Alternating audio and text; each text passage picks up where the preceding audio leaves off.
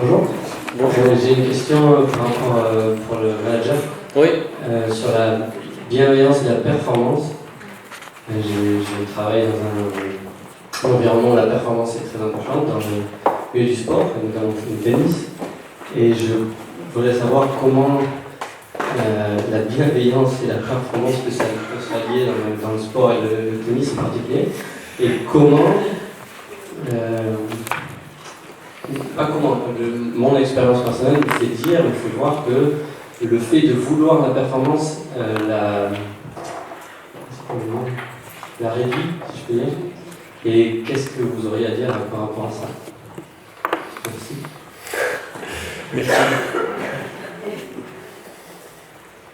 Michel avait une question devant. Merci. C'est une question pour François Pellegrini. Est-ce que vous aurez la gentillesse de nous donner quelques informations quant aux accès qu'on peut avoir quand on est totalement ignorant comme moi à des, comment dirais-je, à des serveurs ou à des plateformes sur Internet d'ordre éthique? Puisque c'est effectivement ta grande préoccupation, est-ce que tu promeus, et que nous sommes certainement ici à aspirer à ça tout en étant totalement aveugles et sans connaître. Merci.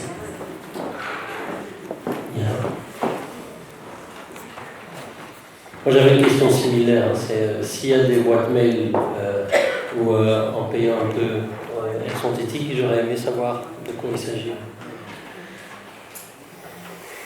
C'était une question pour monsieur à la gauche, monsieur manager.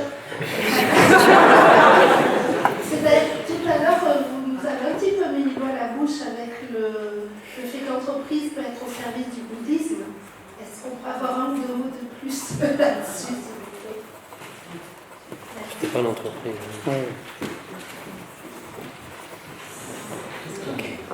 C'était pas l'entreprise, c'était le manager. Le manager. Ah, ok. C'était une pratique managériale, pas un projet d'entreprise. Okay. Pas de problème. J'avais une petite question pour Madame Vincelin, par rapport à vos études sur le bouddhisme en philosophie. Est-ce que le dialogue a pu s'instaurer? Qu'est-ce que vous pensez de l'avenir de réunions comme celle-ci, interdisciplinaires, et de la place que pourrait occuper ou qui pourrait être pertinente ou pas du bouddhisme dans la philosophie occidentale et dans les échanges, même avec, comme on l'a vu, des scientifiques, etc. Merci. Yes. Merci. Alors moi j'ai deux questions. J'ai une première question pour Dominique qui nous a donné son point de vue manager. Mais je voulais savoir s'il avait un conseil, j'aime bien les conseils, pour un collaborateur qui serait face à un manager justement qui n'a pas développé cette écoute ou qui peut être émotionnel. Qui peut être émotionnel dans ses relations avec ses collaborateurs. Donc ça c'est la première question. La deuxième question, elle est pour tous les quatre à nouveau. Ce matin on a parlé d'attention, on a divergé aussi cet après-midi sur la motivation qui était très présente dans les trois présentations.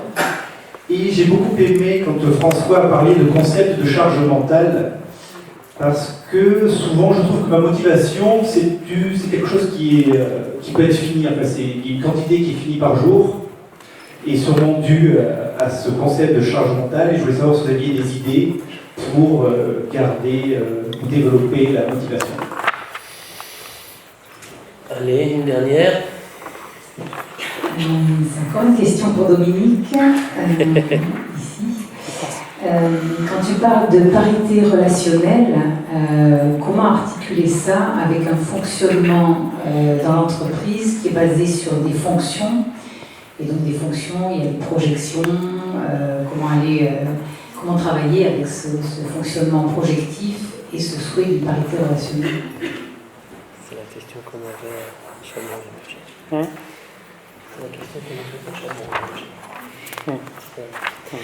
Ok, on commence avec ça. On voit où ça nous mène. Il y en a encore une? Oui, même deux. Allez. Dans le monde virtuel, comment fait-on quel conseil pouvez-vous me donner pour savoir si une structure est éthique ou pas? Comment on fait? Pas seulement la messagerie, de manière plus générale. Un moteur de recherche, comment on fait?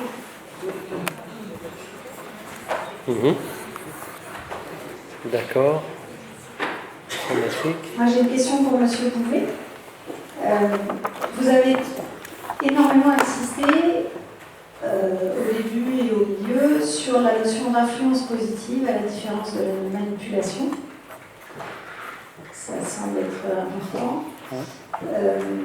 Moi j'ai par ailleurs entendu parler de manipulation positive. Est-ce que vous pourriez préciser un petit peu?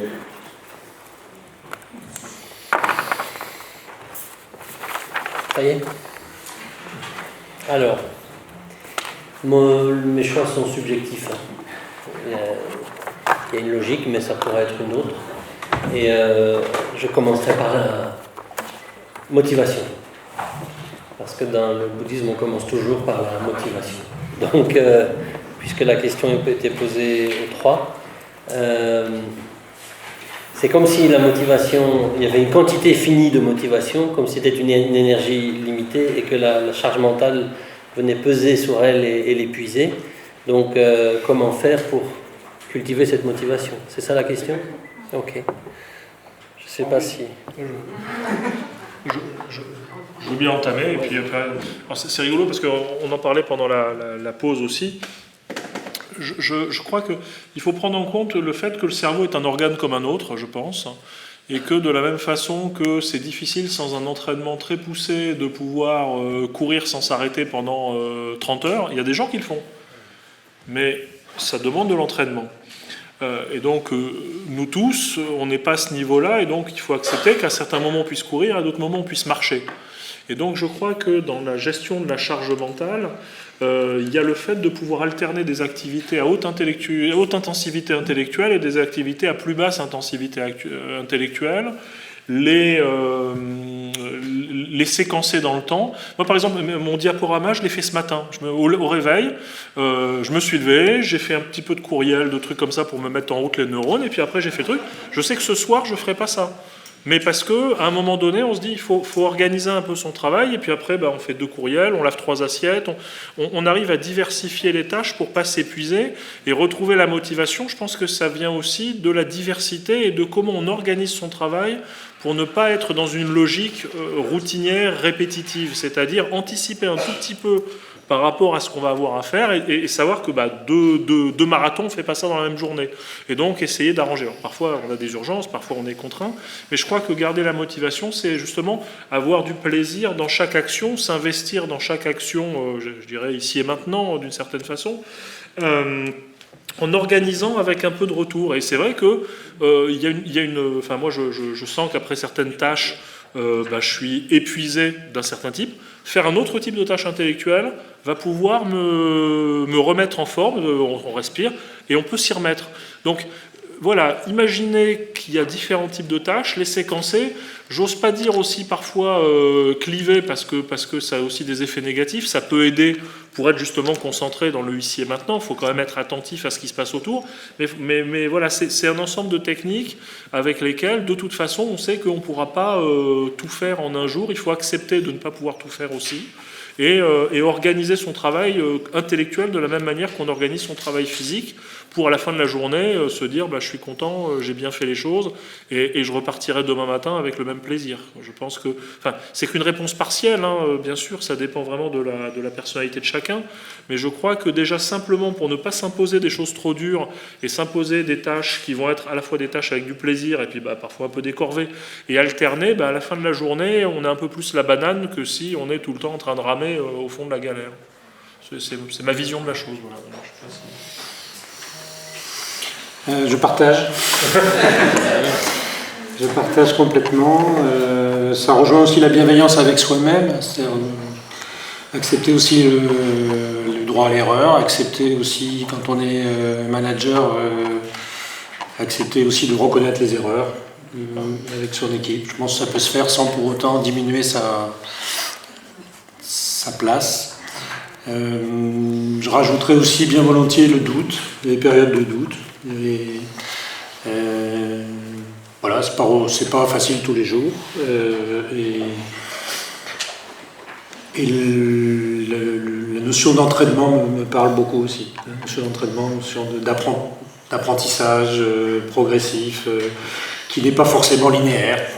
On peut avoir l'impression de redescendre, mais en fait on est sur une progression. Et puis bien sûr dans la démarche bouddhiste, la méditation qui joue un rôle important dans le ressourcement.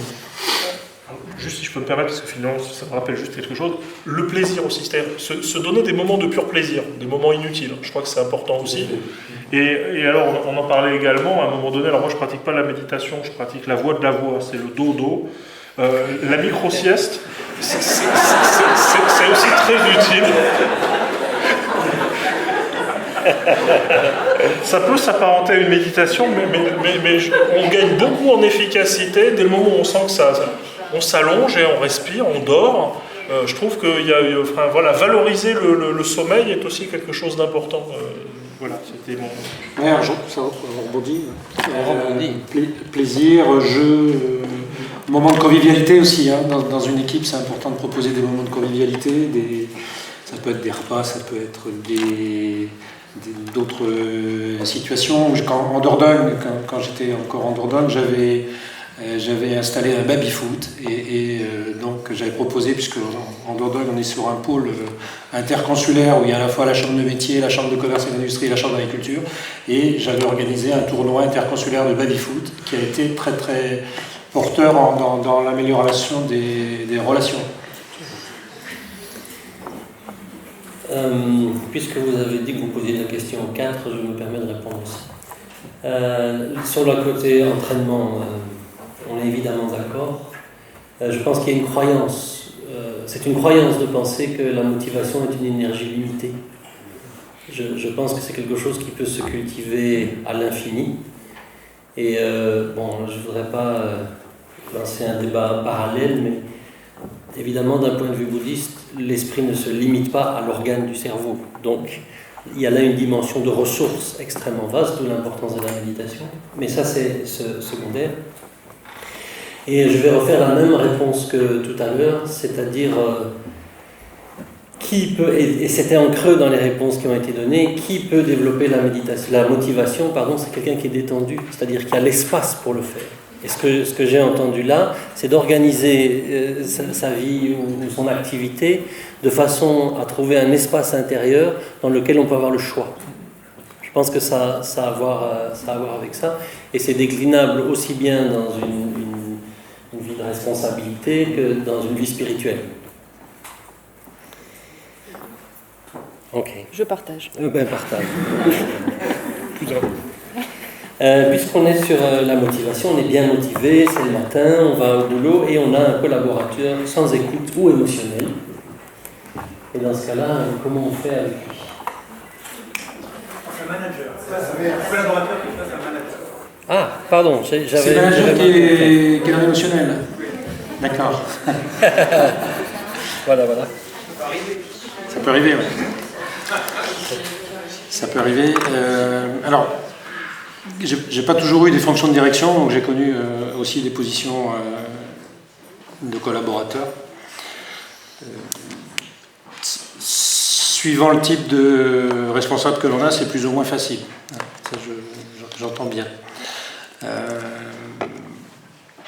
Et là, ça touche un peu, d'une certaine façon, la parité relationnelle. C'est-à-dire qu'il y a ces deux êtres humains qui sont là, et qui est une relation hiérarchique, en plus, ne doit pas faire oublier cette parité qui, pour moi, est centrale. Après, j'ai pas de conseils. S'il y avait des conseils et des recettes, ce serait trop facile. La seule piste, une piste qui me semble importante, c'est de revenir à l'écoute du besoin de l'autre. C'est-à-dire que je suis collaborateur, il se trouve que j'ai peut-être développé plus que mon responsable cette démarche d'attention, d'écoute et de compréhension de l'autre. Je pense qu'on peut proposer... alors, s'il est dans l'émotionnel, en colère, le conseil, c'est peut-être d'attendre que ça redescende. Donc, c'est pas forcément sur l'instant qu'on va régler le problème. Mais par contre, petit à petit, proposer une relation qui soit une relation plus équilibrée, plus paritaire, prendre le risque de questionner aussi. C'est-à-dire, je suis collaborateur, mais je peux très bien demander à mon responsable qu'est-ce qui ne va pas, quoi. Qu'est-ce qui ne va pas, revenir à du factuel, faire descendre la température, et puis également être à l'écoute de ce qu'il fait lui vibrer, quoi. Quel est son besoin. Et cette recherche réciproque du besoin de l'autre, si je suis clair sur mon propre besoin, c'est assez puissant. Alors, ça rejoint d'une certaine façon ce qu'on peut retrouver dans la communication non violente, ça rejoint bien entendu tous ces outils. J'en ai pas parlé des outils, mais bien entendu, ça peut aider si on n'est pas fasciné par l'outil. Il y a plein de démarches intéressantes si derrière on est clair sur le sens de ce que l'on veut faire, quoi. Utiliser les outils, si on n'est pas clair sur ce qu'on veut en faire, c'est dangereux. Puisque tu as abordé la parité relationnelle, quelque chose en plus à dire là-dessus? J'aurais bien aimé que Roselyne précise plus son niveau d'interrogation. Que je sens qu'il y a du vécu derrière. On va pour 2 heures sinon. La parité relationnelle, ça me parle. Et en même temps, il y a des fonctions hiérarchiques à assurer, avec une performance à assurer. Le fait d'avoir une fonction hiérarchique, il y a des projections, comme quoi le chef doit être comme ci, doit être comme ça. Il y a probablement, je ne vois pas tout, mais des choses pas très claires derrière dans l'équipe, parce que par rapport au chef, il faut avoir telle et telle posture. Et j'ai du mal à articuler ces 2 dimensions, être dans une parité relationnelle et en même temps assumer une fonction hiérarchique. À un moment, c'est le chef qui décide, c'est le chef qui tranche, et la décision, elle est là. Enfin voilà, je ne sais pas si c'est plus clair. Si, c'est plus clair. Merci Roselyne. Ça repose, ça a été beaucoup évoqué dans tous les intervenants, ça repose la question de quelle vision j'ai de la réalité, quelle projection je fais dans une situation et en tant que responsable et le collaborateur également. Ça dépend de quelle vision on a du management.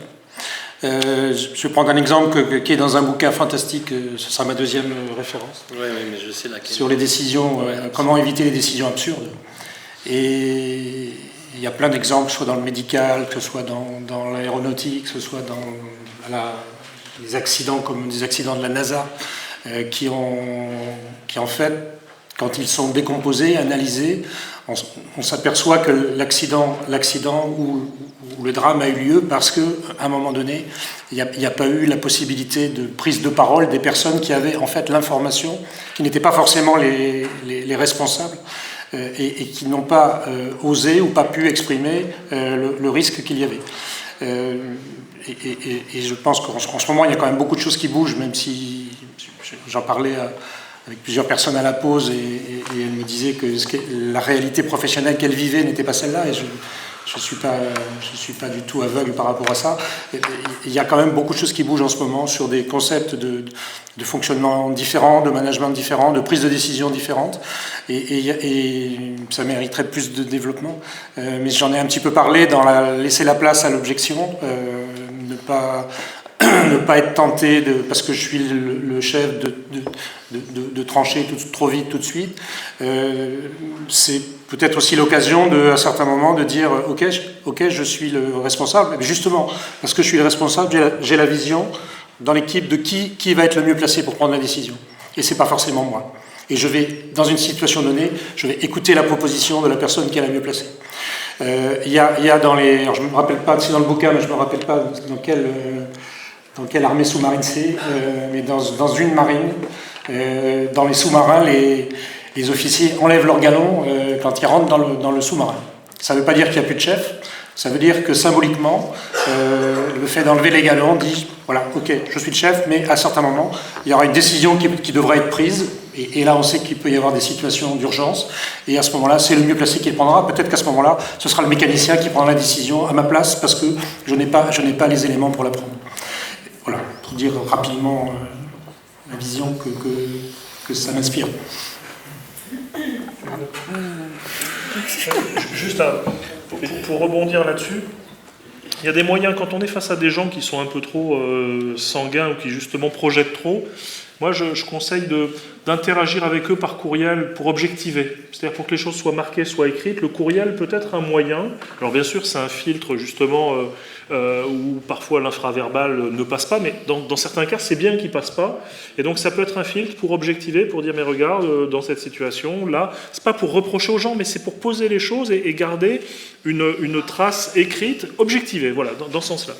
Par rapport à ce que tu disais sur l'horizontalisation, effectivement, il y a Elon Musk, vous le connaissez peut-être, c'est le patron de Tesla, de SpaceX et d'autres trucs encore sympas, qui à un moment donné a envoyé un courriel à tout le monde en disant « Bon, ça m'insupporte, on fonctionne de façon trop pyramidale, je veux que n'importe qui ait la liberté de pouvoir dire à n'importe qui d'autre ce qui va pas, et de fournir l'information au bon niveau sans passer par la hiérarchie. » Parce que sinon, la hiérarchie devient point de contrôle qui s'auto-justifie par le pouvoir qu'elle a de ne pas répercuter l'information. Et donc, fonctionner de façon réticulaire est un bénéfice. Et donc, Elon Musk allait même jusqu'à dire et je virerai tous ceux qui ne feront pas ce que je dis. Alors, on voit les limites du modèle. Mais c'est quand même mieux quand ce genre de modèle vient d'en haut. Pour moi, en tant que libriste, c'est-à-dire membre des communautés de logiciels libres, on a l'habitude de la duocratie et j'allais dire, de la respectabilité au mérite, c'est-à-dire c'est parce que les gens font qu'ils acquièrent le leadership, et le leadership peut être contesté quand les autres ont des bons arguments, c'est la communauté qui juge en permanence, c'est parfois lourd, mais c'est vrai que dans certaines situations, c'est pas facile, parce que convaincre un manager qu'il faut qu'il change, quand justement le type est arc-bouté parce qu'au final il se sent en danger, en infériorité par rapport à certaines autres pratiques, c'est parfois difficile. Et on est parfois dans des situations où on ne peut pas, enfin face à des types de personnalités, on ne peut pas non plus. Donc mon dernier conseil par rapport à ça, c'est toujours se dire qu'on est libre. C'est-à-dire qu'à un moment donné, on a toujours la liberté de tourner les talons et de s'en aller. Alors c'est une décision extrême, mais il faut aussi penser à se préserver et se dire qu'on est toujours libre. Ça fait du bien aussi parfois. Et de dire, mais pourquoi il m'engueule, pourquoi je subis ça, et on reverra demain. Tu m'envoies un courriel, on en discute. Voilà. Bon, bien sûr, il y a des conséquences. Quand on a le crédit de la baraque à payer, quand on a la marmite à faire bouillir, c'est pas une décision simple. Mais à un moment donné, il faut toujours penser qu'on a un truc autour de la tête. C'est pas une auréole, c'est la manette du siège éjectable, où effectivement, on peut se dire, bah non, mais pour ma protection, pour mon intégrité, pour mes valeurs, je dois pouvoir être capable, à un moment donné, de savoir partir dignement, de tourner les talons, pour justement ne pas rentrer dans quelque chose qui me détruit.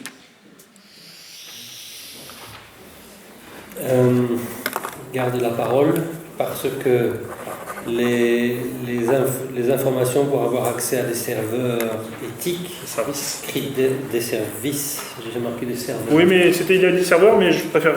D'accord, reformuler des services, pas de problème. Et les critères pour une structure éthique, enfin voilà, tout ce qui est éthique, comment y avoir accès? Alors, je dirais avec un peu de jubilation perverse, vous pouvez utiliser un moteur de recherche non éthique pour taper dedans les mots service éthique et trouver l'information et commencer à mettre un pied en dehors de ces univers. On peut commencer par là. Donc, à la pause, je discutais, il y a plein de fournisseurs d'accès à Internet associatifs, qui étaient d'ailleurs les premiers fournisseurs d'accès à Internet, avant même que le privé ne considère qu'il y avait du business à faire autour de ça. Mais en particulier, moi, je suis dans une association qui soutient une messagerie à prix libre associative qui s'appelle sudouest.org. Je ne veux pas faire de la pub, mais tout ça pour dire que ça existe. Cherchez un petit peu, puisque maintenant vous savez que ça existe.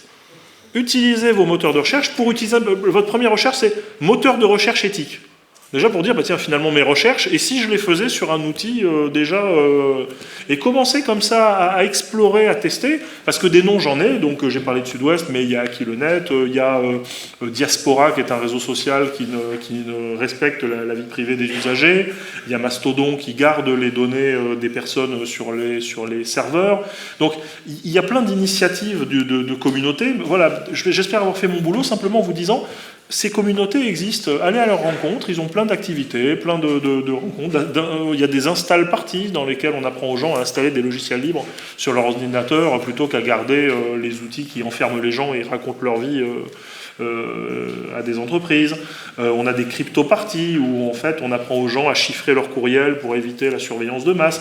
Il y a plein d'activités, c'est un écosystème extrêmement riche avec des gens qui partagent justement ces valeurs-là et je pense que vous les trouverez. Alors maintenant, comment savoir si quelqu'un ou une entreprise, une activité, une entité est éthique? Il n'y a pas d'amour, il n'y a que des preuves d'amour, c'est-à-dire qu'il faut voir dans les actes ce que ça donne. Et à partir de là, regardez le modèle économique déjà. Quand la personne dit, nous on fait de l'argent, enfin notre modèle c'est de ne pas tracer vos données personnelles, vous dites, là c'est peut-être pas mal. Ensuite vous pouvez rentrer dans le conseil d'administration de l'association, regarder comment ça marche en vrai, si vous avez envie de vous impliquer, si vous avez envie de participer. Et à un moment donné, vous ne pouvez jamais empêcher quelqu'un dans son coin de faire des choses noires et viles.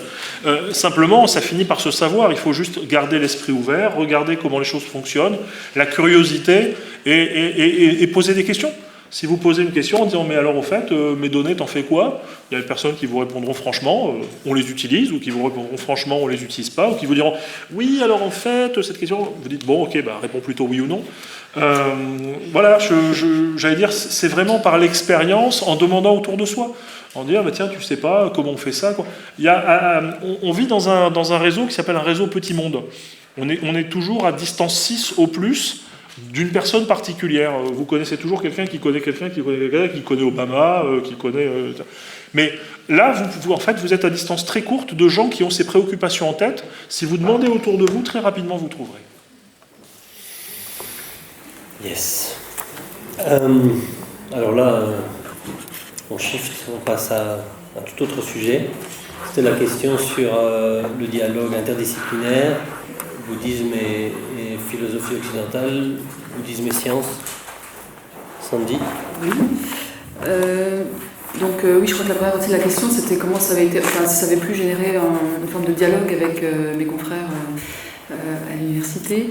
Donc, déjà, il y a eu un intérêt, on m'a accepté en tant que doctorante, ce qui était déjà énorme, parce que c'est très peu courant encore en France, mais ça se développe gentiment, on va dire. C'est pas non plus encore très présent, mais c'est vrai que quand je l'ai commencé, cette thèse, maintenant, les années passent, donc ça fait près de 7-8 ans, quelque chose comme ça. Donc à l'époque, c'était quand même... j'ai l'impression d'être tombée au seul endroit où c'était possible de la faire. Voilà. Peut-être deux, mais... Donc d'ailleurs, j'en profite pour remercier encore le département de philosophie de l'Université Blaise Pascal à Clermont-Ferrand, qui a cette ouverture.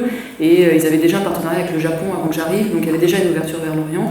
Et moi, je leur ai proposé ce projet du bouddhisme tibétain, et donc ils l'ont accepté.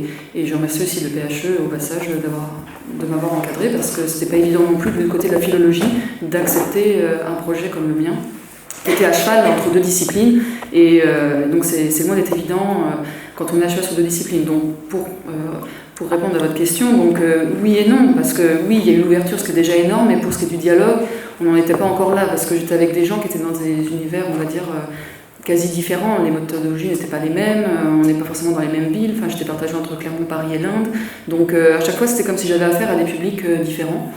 Mais bon, il y a eu des échanges quand même malgré tout sur, justement comme à Clermont-Ferrand, il y avait des doctorants qui étaient pas mal impliqués dans la phénoménologie, donc même si on ne parlait pas du même sujet en tant que tel, par nos échanges, nos croisements, il y a quand même des choses qui ont permis de nourrir nos réflexions mutuelles. Mais bon, j'ai quand même bon espoir que ça se développera dans le bon sens. Là encore ce matin, quand je parlais avec Nathalie de Praz, elle me parlait qu'elle avait des doctorants qui avaient aussi ce type de sujet, enfin ce type de thèse. Donc à mon avis, ça va dans le bon sens, il me semble. Ensuite, alors je crois que la deuxième partie de la question, c'était qu'est-ce que ça pourrait apporter éventuellement. Alors la première chose qui m'est venue à l'esprit quand vous avez posé la question, c'était l'approche de la philosophie elle-même. Alors après, le bouddhisme, on peut l'aborder de différentes manières. On peut l'aborder comme une pensée comme une autre, voir quelle est l'histoire du bouddhisme, qu'est-ce qui a été dit à quel moment. Mais avant tout, la philosophie, le bouddhisme, c'est quelque chose, c'est une manière de vivre. Enfin, c'est comment je vis, quelle éthique, etc. Donc il y a un aspect très pratique. Et je trouve justement avec l'engouement qu'il peut y avoir par rapport au bouddhisme ou des pratiques, on va dire, avec l'Orient en général, ou toutes ces pratiques, c'est que ça nous... comment dire, y a comme un autre rapport à la pensée philosophique. On se rend compte que la pensée philosophique n'était pas qu'au service d'une ultra-rationalisation ou juste l'histoire de la pensée ou penser pour penser, mais que c'est penser pour se transformer. Donc là, il me semble que le bouddhisme, même si c'est comme un beau rappel de ce que peut être la philosophie aussi. Donc en Occident, on l'a connu, parce que les Grecs, c'était comme ça, mais bon, l'histoire fait que ça s'est perdu, ou c'est devenu en tout cas beaucoup plus discret. Donc je trouve ça, par rapport à ça, je trouve que le bouddhisme a quelque chose de l'ordre du rappel, justement. Voilà, que la philosophie, ça peut être aussi autre chose, et vraiment que le fait de réfléchir, de penser, c'est pas forcément se couper du monde ou de perdre son temps, mais qu'il y a vraiment un potentiel, j'allais dire, la valeur ajoutée qui peut être énorme en fait, au sein de son existence et dans son rapport au monde. Et après, pour des sujets plus spécifiques, donc après, bon, ça rejoint aussi mes intérêts personnels, c'est justement la deuxième partie de ma présentation. Là, il me semble qu'il y a des choses qui pourraient être intéressantes de faire. Je ne sais pas ce qu'il en est, parce que comme je l'ai dit, on arrive quand même à un autre stade qui est beaucoup moins palpable que les premiers pas qu'on peut faire sur le chemin. Mais j'ai tendance à être optimiste et me dire que oui, on peut traiter cette partie-là, et justement, ça pourrait peut-être permettre d'élargir les horizons, on va dire, justement, sur la conception de l'espace, du temps, du point de vue expérientiel. Parce qu'après, au niveau des sciences, certainement qu'il y a beaucoup de théories déjà en œuvre, mais vraiment, encore une fois, c'est un chemin qu'on doit vivre. Enfin, c'est de l'ordre du vécu. Donc là, il me semble que ce serait intéressant de creuser, de voir parce que là, ce que je vous ai dit, c'est une restitution des textes qu'on lit dans les textes, et j'essaie de vous faire comprendre ce qu'il y avait dedans. Mais après, voilà, on est quand même dans une société où on a besoin de preuves, d'études scientifiques, et donc il me semble que là, ce serait vraiment intéressant de creuser ces aspects-là. Ouais. Ça répond. Puisqu'on est dans l'expérience d'une philosophie qui transforme, Dominique, la question a été posée sur non pas le dharma au service le bouddhisme au service du... Non, pas une vie professionnelle au service du bouddhisme, mais l'inverse. Est-ce que tu peux parler ? En même temps, je répondrai à l'autre question sur l'influence positive. Oui.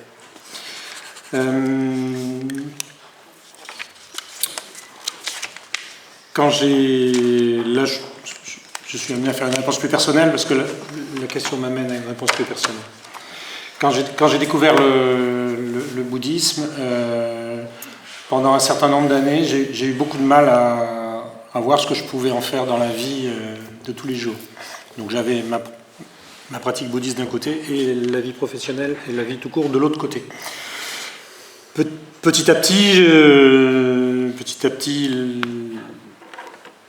le chemin se déroulant, j'ai eu envie d'expérimenter un certain nombre de démarches, de concepts, de propositions bouddhistes dans ma vie professionnelle, et je me suis rendu compte effectivement que petit à petit cela rendait mon approche managériale plus fluide, et que ça se passait mieux avec mon équipe. Et là, et ça rejoint là la manipulation, j'ai pris conscience à ce moment-là, pas tout seul, il y a un certain nombre de personnes qui m'ont aidé à prendre conscience de cela.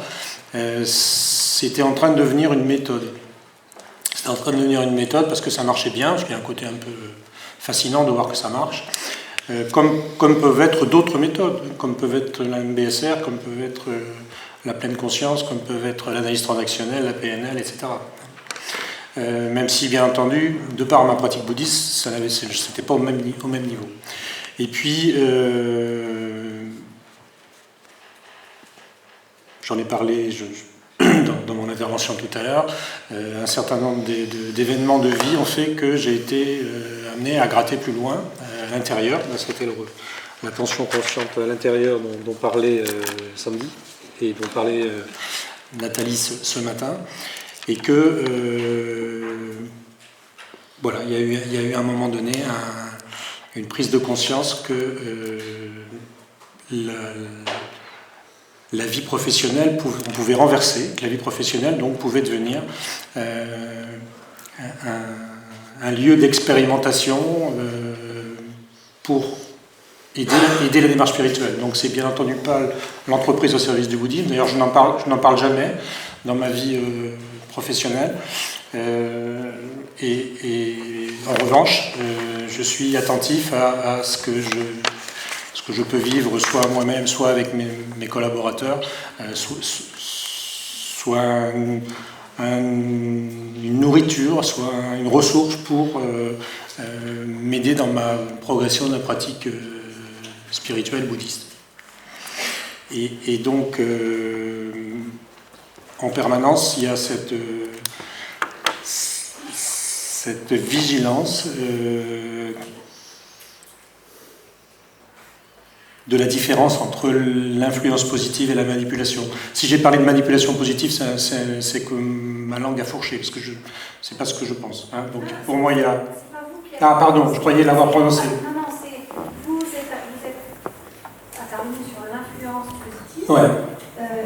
À la différence de la manipulation, ça vous avez insisté. Et ce que je veux dire, c'est que par ailleurs, il y a une autre notion qu'on entend de temps en temps, qui est celle de la manipulation positive.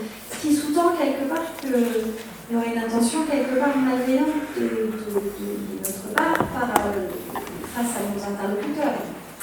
Si quelque part, moi, je suis bienveillante dans ma démarche, on peut l'appeler comme on veut, peu importe. L'essentiel est un résultat, puisque ma démarche est bienveillante à cette chose. J'étais étonnée de votre insistance à justifier justement. Ça m'interrogeait. Alors, pour moi, c'était pas de la justification, c'était de l'explication. Parce que dans la vie professionnelle, je côtoie en permanence l'utilisation de méthodes comme la programmation neurolinguistique, comme l'analyse transactionnelle, qui au fond sont des méthodes très, très positives. Hein, et d'ailleurs, quand on connaît l'origine, on comprend encore mieux. Et c'est souvent, malheureusement, utilisé de façon très manipulatoire, comme dans le commerce, par exemple. Hein, on utilise beaucoup ces techniques pour créer une proximité très rapide avec tout le système de mimétisme, où on fait les mêmes gestes que la personne, on prend la même intonation de voix, on prend les mêmes postures, pour donner l'illusion à la personne qu'il y a une proximité qui en fait n'existe pas, et la seule motivation c'est après de vendre. C'est ça que j'explique. Alors c'est peut-être cette expérience-là, avant d'être dans le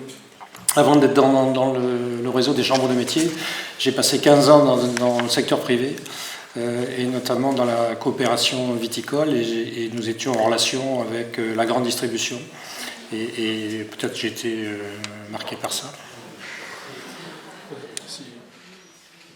Si je puis me permettre de citer une référence, moi aussi, il y a un petit bouquin qui s'appelle « Petit traité de manipulation à l'usage des honnêtes gens ». Je ne sais pas si vous l'avez déjà lu. Ça donne justement par rapport à des fondamentaux de fonctionnement psychique comme la stratégie de l'engagement, ça peut donner des pistes d'alerte assez intéressantes, effectivement, pour lutter contre ces mécanismes qui maintenant commencent à être utilisés contre les personnes. Je parle en particulier des réseaux sociaux. Il y avait eu une sortie très récente d'un des premiers patrons de Facebook qui a récemment dit l'entreprise dont je suis sorti, en fait, utilise la faiblesse des gens. Il l'a dit explicitement, donc c'est un article qui est sorti récemment, je ne sais plus dans quel journal c'est sorti, ça a été repris, me semble-t-il, dans Sud-Ouest ou dans Numérama, je ne sais plus exactement, mais si vous cherchez sur votre moteur éthique ou non éthique préféré, dirigeants Facebook, faiblesse, gens, etc., vous retrouverez cet article-là qui montre que le fonctionnement de la pensée humaine est analysé par des gens qui n'ont pas nécessairement des motivations éthiques très élevées. Donc autant nous être informés également de façon à pouvoir remonter notre seuil d'attention par rapport à l'information qui nous est proposée. La dernière question était comme ce matin la première. Et le tennis là-dedans.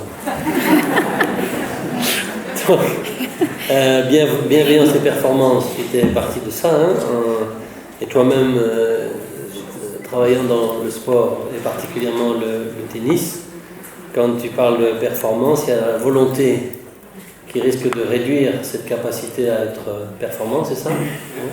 Et donc, est-ce que Dominique aurait des choses à dire là-dessus ?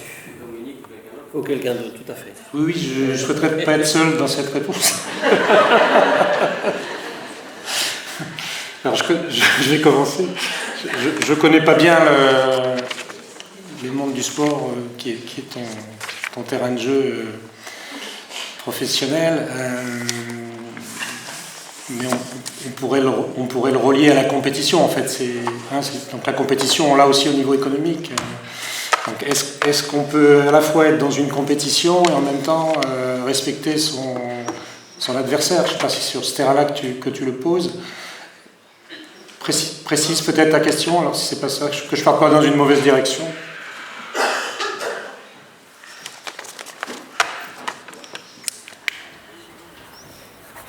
C'est pas que, je pense, et j'espère, je ne sais pas si c'est une illusion ou pas, qu'on peut être performant et respecter son adversaire, mais c'est plus par rapport à la personne, en fait.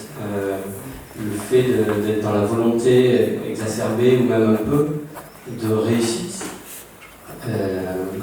altère la performance, encore plus au tennis, parce qu'à chaque point on perd ou on gagne. Donc, si on est tellement obsédé par le fait de gagner le point, on en perd la détente et tout ce qui va avec. Donc c'est plus sur cet aspect-là en fait. C'est plus soi-même là, dans la relation à...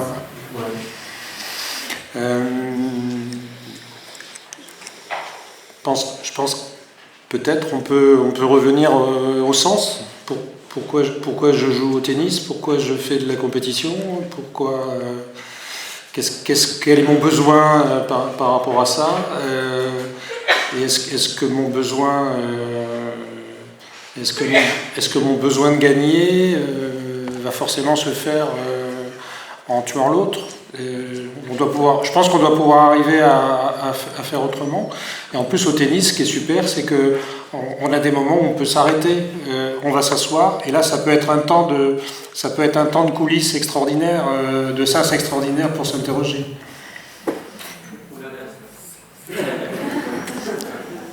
Je prends le risque d'imaginer que ça peut être un rappel.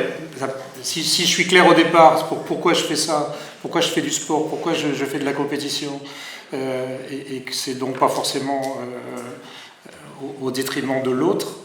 Si l'émotionnel du match fait que j'oublie, je peux m'entraîner à chaque tous les 2 jeux. Je peux m'entraîner à ce rappel. Ça peut être un exercice sympa d'ailleurs.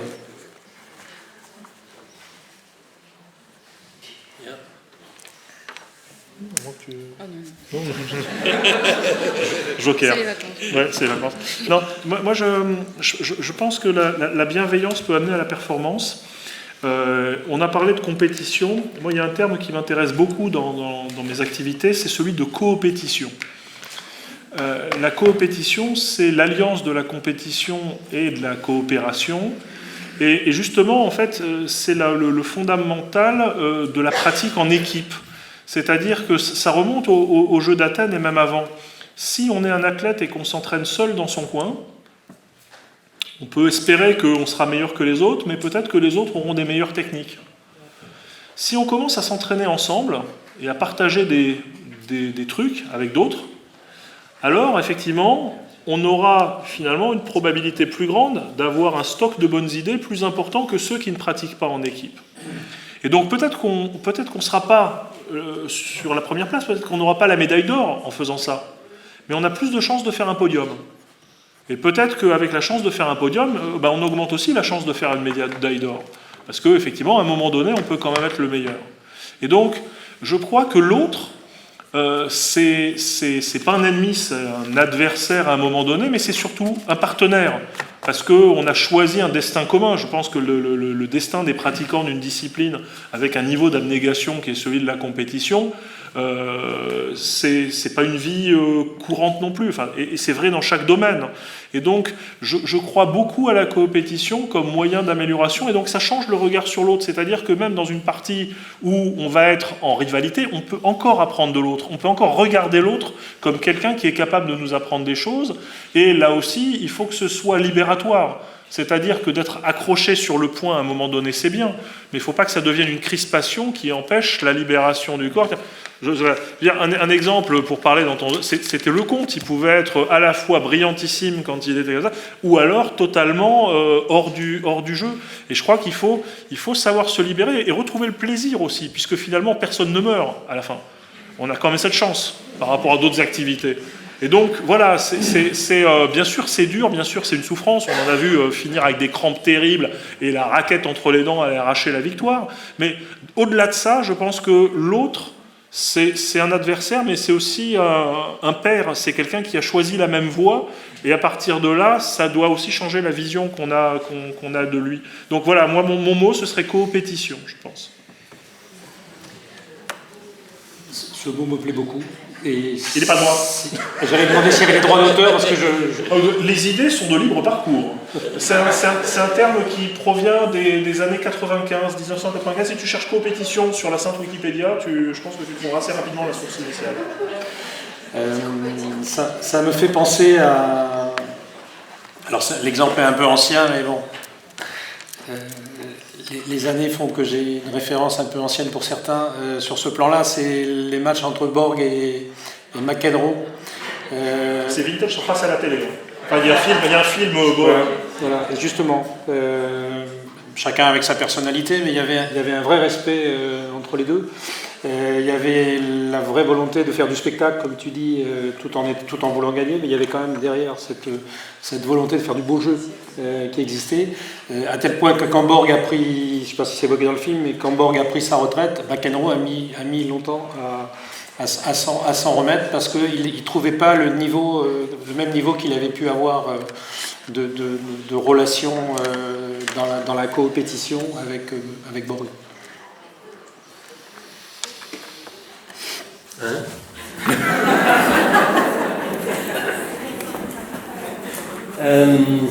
Je pense que on arrive au terme de cette université, 3e du nom, sauf s'il y a une ultime question que vous regretteriez de ne pas poser.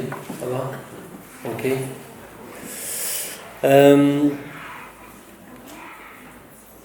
J'avais parlé d'un défi ce matin, à la croisée de la connaissance, de la réflexion et de l'expérience directe.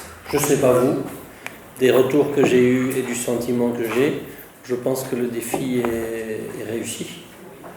On part enrichi, chacun part responsable de ce qu'il a reçu et de sa propre réflexion, c'est bien ça le propos.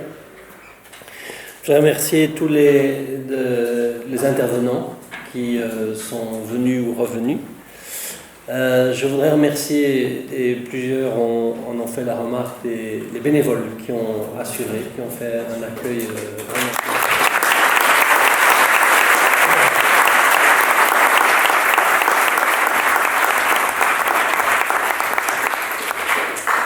et également l'Université de Bordeaux qui est en collaboration avec nous dans ces activités de séminaire.